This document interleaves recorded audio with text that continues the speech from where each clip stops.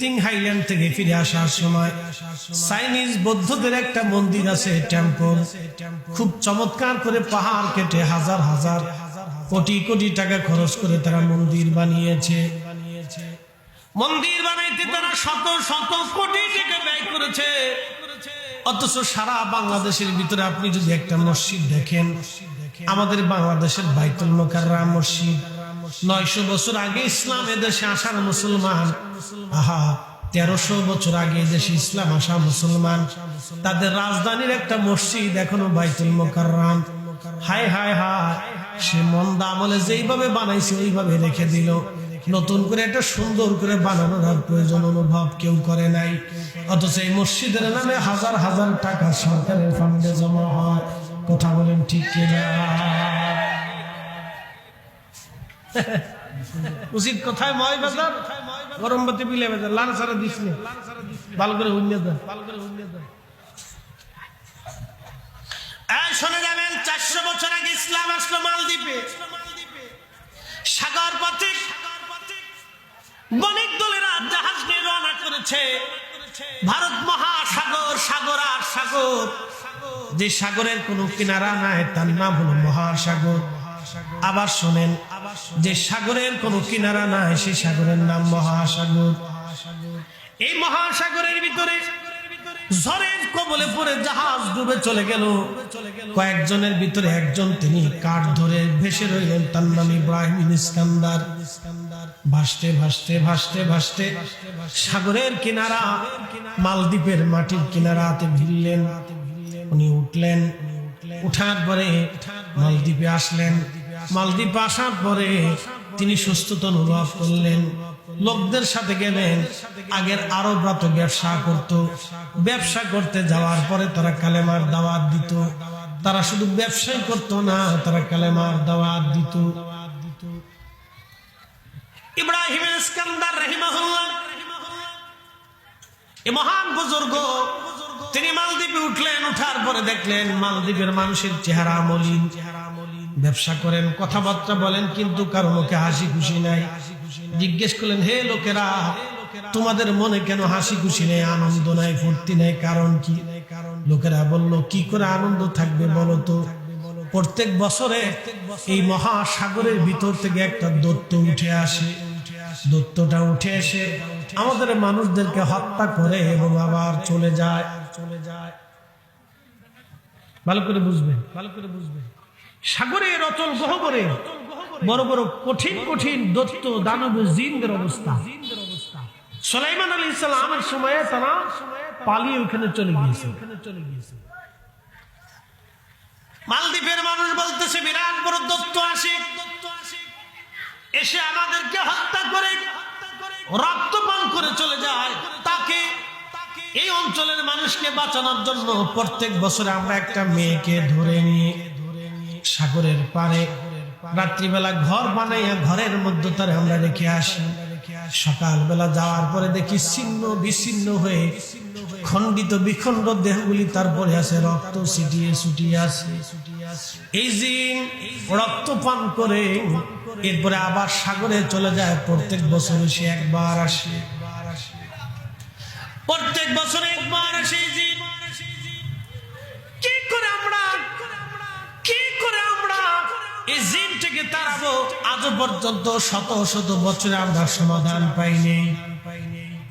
প্রত্যেক বছরে একটা করে মেয়ে সন্তান চলে যায়। এই বছরে যিনি রাজা আছেন, রাজার পরিবার থেকে লটারি টানার পরে রাজার মেয়ের নাম লটারিতে আসছে।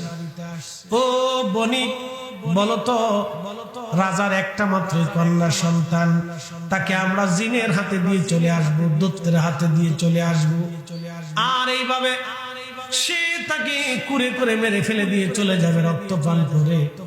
বলতো, এখন আমরা কি করে শান্তিতে ঘুমাইতে পারি? রাজ পরিবারেও শান্তি নাই, আমাদের মধ্যে কোনো শান্তি নাই।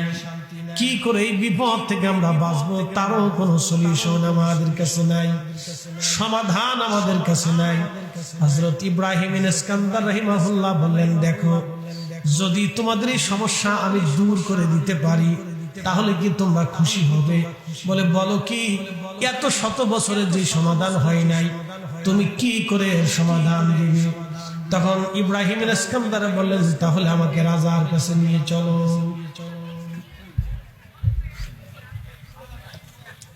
মালদ্বীপের এই বুজুর্গ আল্লাহর ওলি বলেন, আমাকে রাজার কাছে নাও।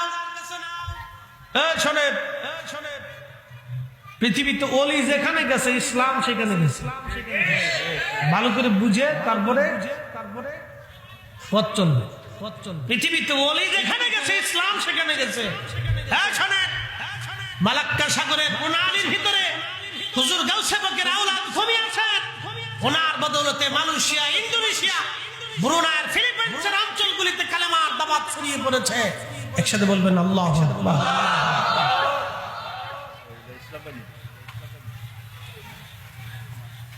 শুনে যাবেন দাওরাবাসী, এটা কি নাসিরনগর না?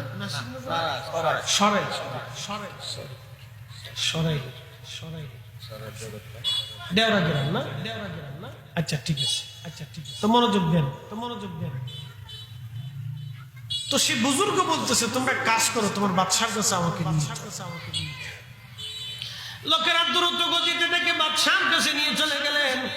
মালদ্বীপের রাজার কাছে যাওয়ার পরে রাজাকে বললেন, রাজা আমি শুনছি তুমি একটা বিপদে আছো। রাজা বললেন, হ্যাঁ, কোনো সমাধান আমরা পাই না। প্রত্যেক বছরে একটা কুমারী মেয়ে আমাদেরকে দিয়ে দিতে হয়। প্রত্যেক বছরে একটা মেয়ে আমরা দিয়ে দেই, কোনো সমাধান আমাদের হয় না। বলো, এই বছরে আমার মেয়েটার নাম লটারিতে আসছে। আমি তো তাদের প্রত্যেকটা প্রজারাই তো আমার সন্তান তুল্য। এখন প্রজারা বলতেছে আমার মেয়ে না দিয়ে তারা অন্য কারো মেয়ে দিবে।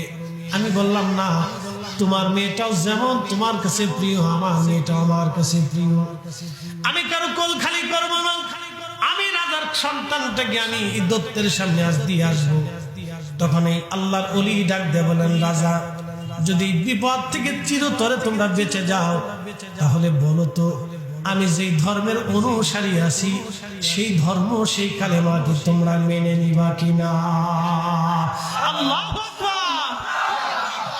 কখনো তোমাকে যদি ভুলি, হেদায়েতের আলো জেনে নিয় কাছে তুলি। কখনো তোমাকে যদি ভুলি, হেদায়েতের আলো জেনে নিয় কাছে তুলি। ঠাই দিও প্রিয়তম ওগো মহিয়ান, তুমি রহমান, তুমি মেহেরবান। অন্ধ গাহে না শুধু তোমার গুণগান, অন্ধ গাহে না শুধু তোমার গুণগান। বুঝেও বুঝে না তবু শান, তুমি রহমান, তুমি মেহেরবান। আল্লাহর মহান বুজুর্গ বললেন, হে বাদশা, চিরদিনের জন্য যদি সাগরের অতল গহ্বরে এই মহাসাগরে দত্ত চলে যায়, তাহলে বলো তো আমি যেই ধর্মের অনুসারী তোমরা কি সেই ধর্ম মেনে নিবা কিনা? রাজা বলল, বলো কি?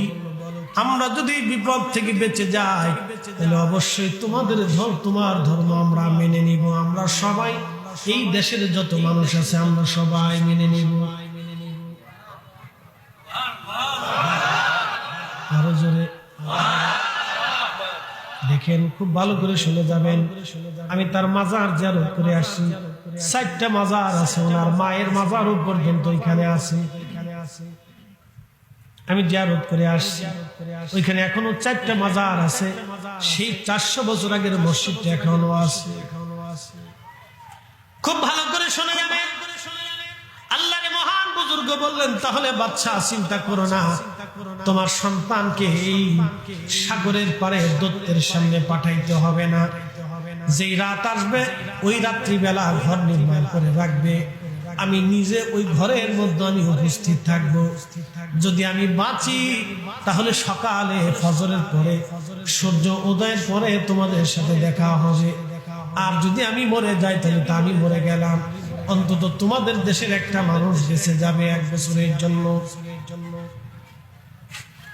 আল্লাহর ওলি চলে গেলেন, দিনক্ষণ রাত নির্ধারিত হলো। সমস্ত মানুষ খুবই চিন্তিত, আমরা একজন বিদেশি মানুষকে পাঠাইলাম, না জানি আজকে কি হয়। আল্লাহর ওলি চলে গেলেন, ঘরের মধ্যে বসে আছেন তিনি। গভীর রাত, আরব ভারত মহাসাগরের ভিতর থেকে বিরাট বড় দৈত্য উঠে আসতেছে তর্জন গর্জন ছেড়ে। সাগর আর সাগর, পানি আর পানি। ওই পানিগুলি খুবই স্বচ্ছ, আপনার মালদ্বীপের পানি খুব স্বচ্ছ এবং নীল পানি, খুবই চমৎকার। পানির গভীর পর্যন্ত দেখা যায়, মাছেরা ঘুরে সেই মাছ পর্যন্ত দেখা যায়, এত স্বচ্ছ পানি।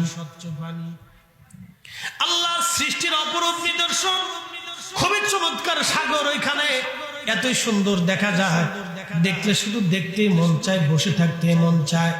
আল্লাহর ওলি সাগরের পরে বসে আসে, জিন উঠে আসে। ঠিক তখনই আল্লাহর মহান ওলি কোরআন তেলাওয়াত শুরু করলেন। একসাথে বলে কি আল্লাহু আকবার। কোরআনের আওয়াজ যখন শুরু করলেন, আওয়াজ আল্লাহর কোরআনের তেলাওয়াত যখন শুরু হয়ে গেল, ঠিক তখনই দত্তের কানে যখন কোরআনের আওয়াজ গেল, ওই জিনের কানে, দুষ্ট জিনের কানে যখন আল্লাহর কালাম শরীফের আওয়াজ যখন কানের মধ্যে লাগলো, তখন এই দত্তটা চিৎকার মেরে মেরে মেরে মেরে মালদ্বীপের সাগরের অতল গহ্বরে হারিয়ে গেল। আর কোনদিন এই দত্ত ফিরে আসে নাই।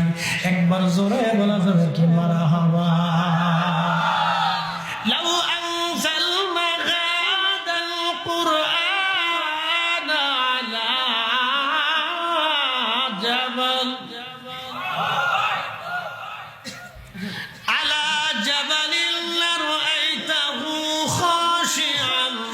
متصدعا من خشية الله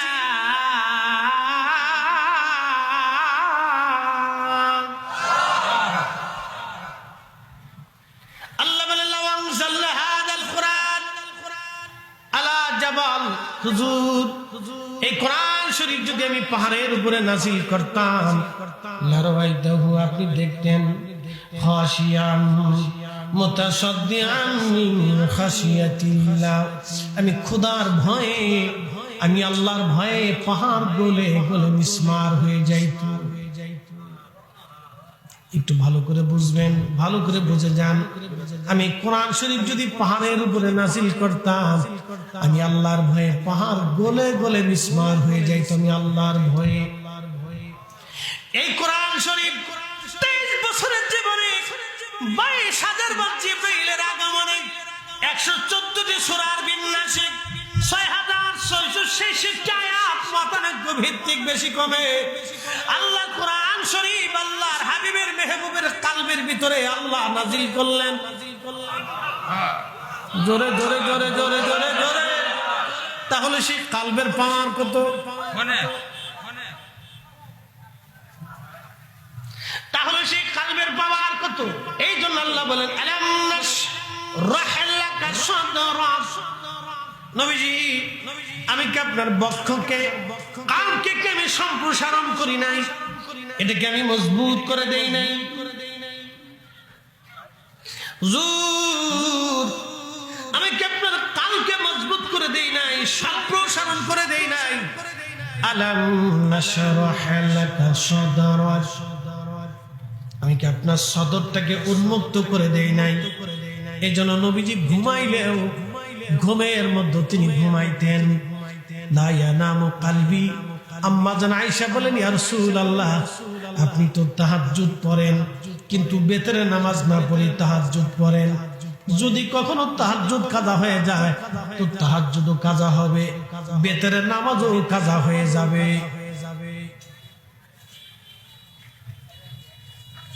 আমি আর তাহাজ্জুদ গুজারি কয়জন আছে বাংলাদেশ? তালাশ করেন, তালাশ খুঁজেন, খুঁজেন। তাহাজ্জুদ গুজারি বাংলাদেশে কয়জন আছে খুঁজে তালাশ করে, তালাশ করে। জিজ্ঞেস করেন যে আপনার কত ওয়াক্ত তাহাজ্জুদ কাজা গেছে, কয় ওয়াক্ত ঠিক মতো পড়েন একটু বলুন, জিজ্ঞেস করেন, পাবেন না, পাবেন না। লাউ রব্বুল আলামিন বলেন ওয়া মিনাল লাইলি ফাতাহাজ্জাদ বিহি নাফিলাতান লাক আসা আইয়াবআসাকা রাব্বুকা মাকামান মাহমুদা।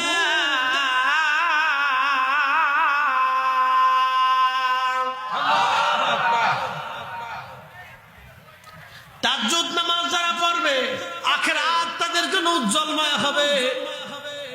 নবীজি বললেন, আল্লাহ বলেন, হাবিব তাহাজ্জুদ পড়েন, আপনি আপনার জন্য অতিরিক্ত করে দিলাম। যদি আপনি পড়েন একটা পুরস্কার আপনার জন্য আমি রেখে দিয়েছি, আসা অবশ্যই আপনি পুরস্কারটা পাবেন। আইয়াবআসাকা রাব্বুকা মাকামান মাহমুদা, আমি আল্লাহ আপনাকে মাকামে মাহমুদ ওয়ালা বানাবো, মাকামে মাহমুদ ওয়ালা বানাবো। একবার জোরে বলা যাবে কি ইয়া রাসূলুল্লাহ? আমার দিকে তাকান, সরেন, ভালো করে বুঝে যাবেন। শেষ, বেশি লম্বা করবো না। আমাদের কাদরি ভাই আসলে ছেড়ে দিতে হবে, কারণ ওনার কালকে জুমা আছে, ঝামেলা আছে। যে জ্যাম পড়ছে, এই জ্যামে পড়লে জিন্দিগি শেষ। মনে হয় না যে বাংলাদেশ থেকে এরকম একটা জ্যামে একবার পড়ছিলাম আমি ইন্ডিয়া থেকে আসার পর। করোনার আগে এক মাহফিলে গেলাম ইন্ডিয়াতে। মাহফিল ছিল হলো জলপাইগুড়ি জেলা, নাম শুনছেন না আপনারা? শিলিগুড়ি, জলপাইগুড়ি, তারপরে আপনার কুচবিহার, এই অঞ্চলে মাহফিল আমি করছি। আল্লাহ বহু জায়গা নিচে, অনেক জায়গা আল্লাহ নিচে, দেশ বিদেশে আল্লাহ বহু জায়গা আমাকে আপনাদেরকে এগুলি শোনায়। আমি শুধু ঘুরি না, বললে কত সুন্দর সুন্দর জায়গা আছে বিনোদন কেন্দ্র, ঘুরে খাই দিয়ে আসতে পারি। আমি যেখানে যাই জিজ্ঞেস করি এখানে কি কোনো আল্লাহর ওলি আছে? যদি বলে হ্যাঁ হুজুর আছে, আমি তার জিয়ারত আগে, এটা আমার আদত। বলে কেন? কৃতজ্ঞতা স্বরূপ করি। বলে ওনাদের কারণে আমরা ইসলাম পাইছি। কথা ঠিক আছে না ভাই? ওনাদের কারণে পাইছি। হ্যাঁ, ওনাদের কারণে। ভোগিছে কি বাদ দেয়, ওগুলি চলে না বাবা, পৃথিবীতে চলে না, আল্লাহর দরবারে চলে। ইসলাম ওনাদেরকে দিয়ে পেয়েছি। শোনেন, মালদ্বীপের ছোট্ট ইতিহাস আপনাকে শোনাচ্ছি। আমি ওনাদের মাজার জিয়ারত করে আসছি। একবারে সাগরের পাড়ে ওনার মাজার। সাগর দেখা যায়, সাগরের বাতাস আছে। আশ্চর্য, একটা কুয়াও আছে, কুয়ার ভিতরে পানি আসে, মিষ্টি পানি। আল্লাহ, সাগরের ভিতরে। খুব মনোযোগ দিবে। হাজরাতে বুজুর্গ ডাক দিলেন, বাচ্চা। উনি কোরআন তেলাওয়াত শুরু করলেন। কোরআন যখন তেলাওয়াত হলো, দত্ত সাগরের মধ্যে চলে গেল, আর কোনোদিন ফিরে আসে নাই। সকালবেলা লোকজন দৌড়ায় গেছে, দেখে আসে লোকটা বেঁচে আছে না মরে গেছে। সবাই যায় দেখতেছে, লোকটা বসে বসে কোরআন শরীফ পড়তেছে। একবার জোরে বলা যাবে কি মারহাবা? কি পড়ে? ওয়ারাতিল কুরআন তারতিলা। তোমরা কোরআন শরীফ বিশুদ্ধ মতো পড়ো। যদি জিজ্ঞাসা করি কয়জন কোরআন পড়ার চেষ্টা করেছেন এখানে? বহু মানুষ আছে? নাই, এই সব আছে, খালি কোরআন শরীফটা পড়তে হবে। দুঃখ আমার এখানে। আপনি মুসলিম, আপনাকে বিশুদ্ধ মতো কোরআন শিখতেই হবে। একটা মুসলমান সন্তান জন্ম হওয়ার পরে তাকে আগে কোরআন শরীফ শিক্ষা দিতে হয়, সুন্দর একটা নাম রাখতে হয়। বিশুদ্ধ মতো কোরআন শরীফ থেকে শিখিত। আপনি কোরআন শরীফ শিখেন নাই, আপনি কিছুই শিখেন। আপনাকে কোরআন শিখতে হবে। শরমের কিছু নেই। শিখার কি কোনো বয়স আছে? ইমাম সাহেব হুজুর আছে আপনাদের এলাকায়, ইমাম সাহেব হুজুর আছে, ইমাম সাহেব হুজুরদের দর্শে বসেন না? আপনারা কমিটির সবাই মিলে বলেন না যে ইমাম সাহেব হুজুর আপনি আমাদেরকে একটু সুযোগ দেন? বলে কি সুযোগ? প্রত্যেক এশার পরে আপনি আধা ঘন্টা আমাদেরকে একটু কোরআন শরীফ শিখতে দেন। প্রত্যেক ফজরের পরে আপনি আধাটা ঘন্টা আমাদেরকে একটু কোরআন শরীফ শিক্ষা দেন। উনি তো শিখাবে, ওনার তো সময় আছে, দিবে উনি সময় দেবে না। এর চেয়ে সুন্দর কাজ আর কি হতে পারে?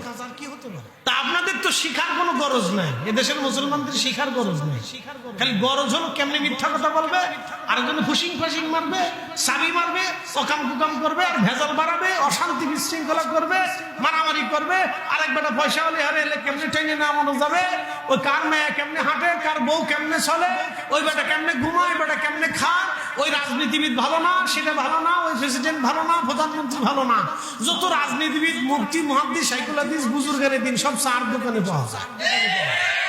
মাপু মাপ প্রচুর বুজুর্গ, এক একজন তাহাজ্জুদ গুজারি বুজুর্গ সব চার দোকানে বসে থাকে। আর সব বাংলা সিনেমা দেখে বুঝি, বাংলা সিনেমা ও দেখার যায়, লজ্জা করে, তাকাইলেও ঘৃণা করে। এসে যে প্রতিটাও ভালো, বাংলা সিনেমাতে যা দেখা ওগুলি মানুষ দেখে না, কুত্তাও শরম পায়, কথা কর না, কুত্তাও শরম পায় যে মানুষই দেখে নাকি।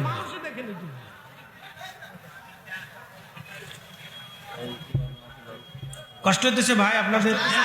না, উচিত কথা শুনলে কষ্ট পাবেন, কষ্ট পাবেন। আমি আপনাদের মঙ্গলের জন্য বলতেছি, ক্ষতির জন্য বলতেছি, ক্ষতির জন্য বলতেছি।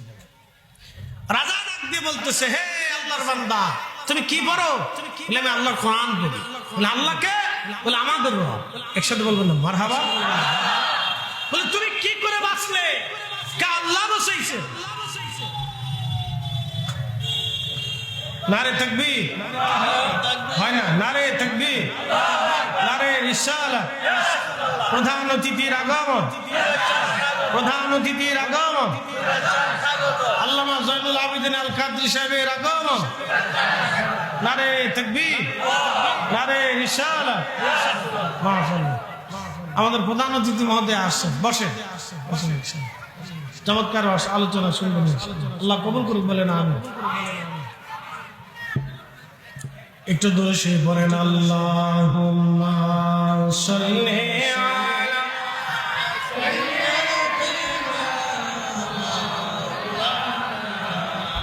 মুহাম্মাদ ওয়া আলা আলি সাইয়্যিদিনা।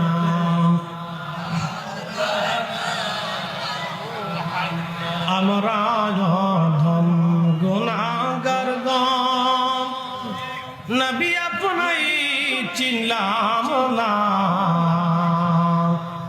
সেই কারণে হাসরে আমাদেরকে ভুলেন না।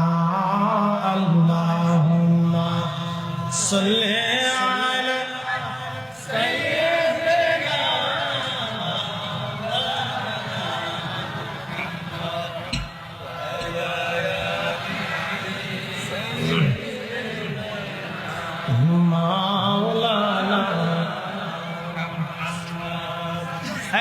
বসেন, কালকে হলো জুমা, উনি আসছেন চট্টগ্রাম থেকে, বহু দূরের রাস্তা, আবার চট্টগ্রাম ফিরে যাবে।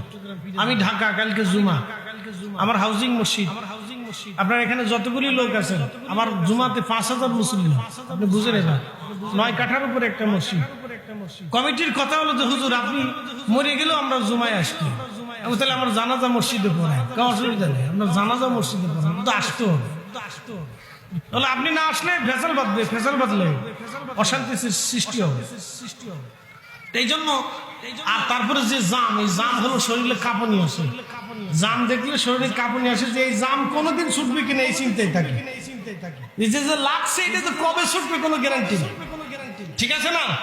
এই জন্য প্রধান অতিথি বেশি দেরি করবেন না, আমি জানি উনি চলে আসবেন খুব তাড়াতাড়ি, এত চা নাস্তা করে চলে আসবেন।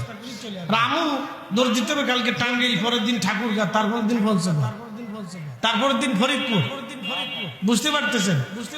মাফি ঠেলা কারে কয়, ধাক্কা কি।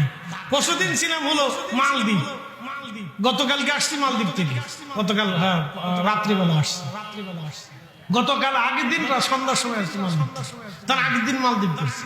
বলে হুজুর কেমনে সম্ভব? বলে আল্লাহ এমনি চলে, আমার বক্তাকে আল্লাহ চলে, মারহাবা কর, এমন একটা চাও নিছ, অসুবিধা একসাথে জোরে বলেন তো আল্লাহু আকবার। সমস্ত মানুষ, রাজা বললেন, হে তুমি কি মনে নাই? বলে না। কি করে তুমি বাঁচতে? বলে আল্লাহ বাঁচাইছে। মারহাবা কর। কে বাঁচাইছে?